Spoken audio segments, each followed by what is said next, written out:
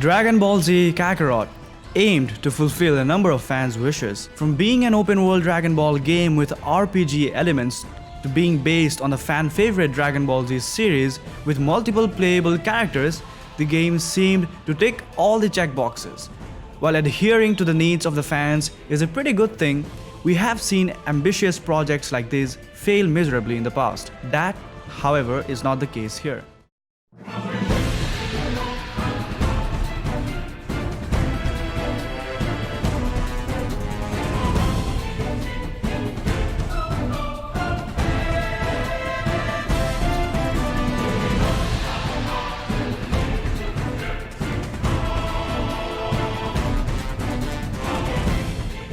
Dragon Ball Z Kakarot is not a game that everyone would adore, and that is simply because of the fact that the game has its significant set of flaws, which might bother someone who is new to the series or who is not a fan of the series.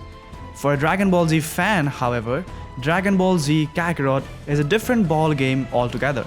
The game recreates all the historic Dragon Ball Z arcs, and they have absolutely nailed it. From the likes of the adrenaline-rushing Boo saga to the nail-biting Cell saga, all major segments of the series get ample attention, intertwined with a few fillers to fix the inconsistencies in the original plot.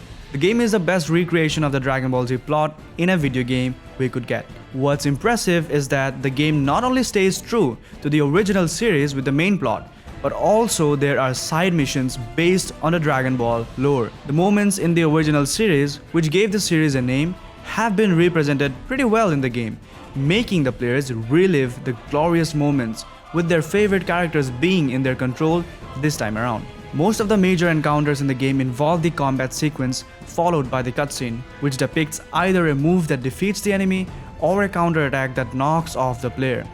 That, however, is pretty underwhelming, given the fact that the game could have had quick-time events in those sequences instead of a mere cutscene. There still isn't much to complain, however, considering the fact that the game does the cutscenes really well. The quest system has been a point of contention since the game's launch. The game has been criticized for being dumped with fetch quests, but that argument brings me back to the original notion. The game is strictly for fans of the Dragon Ball franchise. Considering the plot of the Dragon Ball series, there isn't much apart from fetch quests that could have been added in the form of side quests. The anime itself is filled with a number of those sequences, and the game rightly replicates the same. What could have been better is the RPG progression. The game does absolutely little to encourage exploration, since resources are pretty abundant, and you would find yourself getting most of the stuff you need for upgrades on the way to your next objective itself. That's owing to the fact that the normal progression via the main plot does enough to keep you at par with your forthcoming enemy. Sometimes characters get a buff out of nowhere, and the power buff is justified in a cutscene which says the particular character has been training all this while. This makes the RPG leveling system really inconsistent.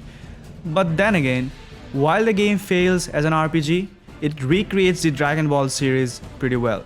An avid fan of the series would know how these inconsistent and sudden power buffs are common in the series, so that's what they try to replicate. However, if they had not undertaken this concept for power buffs, except for the transformations, it would have made more sense and would not have belittled the leveling system in the game. The game does incorporate a community board system, which is sort of a unique concept, but it fails to leave a mark as such.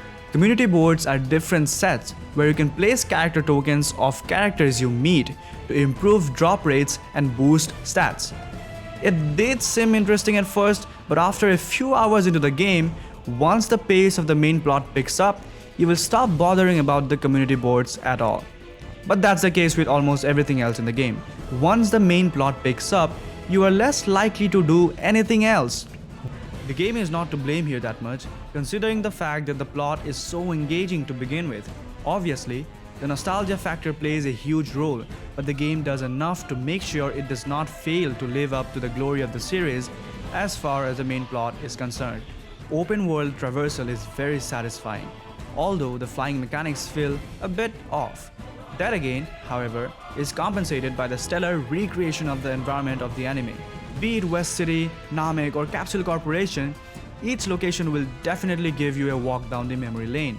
Not to forget the improved visuals and experiencing all the glorious moments of the series on 60 frames per second takes the whole experience to the next level, albeit remain a tad too repetitive. This repetitive nature does not take the satisfaction of the combat though. The animation, the audio cues, the environmental destruction and the heated verbal exchange amidst the combat do enough to make players look forward to the next encounter. Most of the fight sequences involve the basic tactics of hitting a few melee moves, backing it with a special attack and then dodging a few hits. While any other game could have got outright mundane if it had incorporated this formula, it's just the fact that irrespective of the number of times you have used it, nothing takes the satisfaction of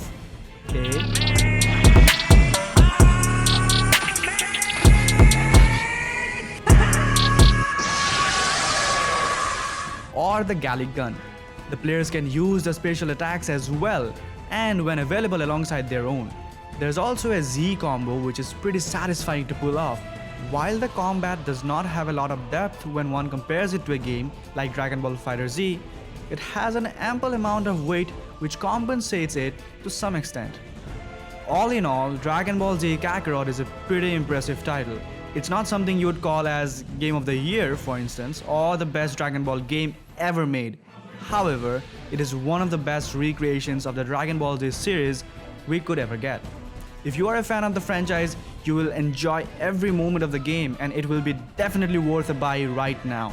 For others, it's a really good game to pick up on a sale if you're looking for a story-rich game and don't bother about the shallow RPG mechanics of the game.